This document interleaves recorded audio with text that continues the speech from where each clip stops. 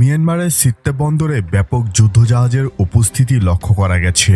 গত 14 আগস্ট থেকে বাংলাদেশের নিকটবর্তী মিয়ানমারের সিত্তে বন্দরে যুদ্ধজাহাজের উপস্থিতি বাড়তে দেখা গেছে, যার সংখ্যা গত 17 আগস্ট পর্যন্ত প্রায় 10টিরও বেশি। এই বহরে ফ্রিগেট, গানবোট এবং বেশ কয়েকটি এলসিইউ ক্যাটাগরির জাহাজ থাকার তথ্য রয়েছে। এর মধ্যে কয়েকটা জাহাজকে কালাদান নদীতেও টহল দিতে এবং সিত্তে বন্দরের উপকূল জুড়ে মাইন বিছানো হচ্ছে বলে এমন তথ্য পাওয়া গেছে।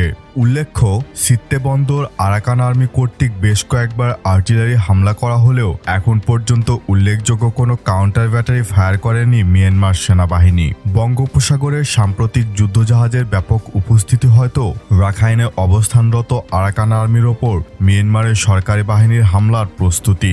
এদিকে হঠাৎ করে তুমরু সীমান্তে ভয়াবহ গোলাগুলি শুরু হয়েছে।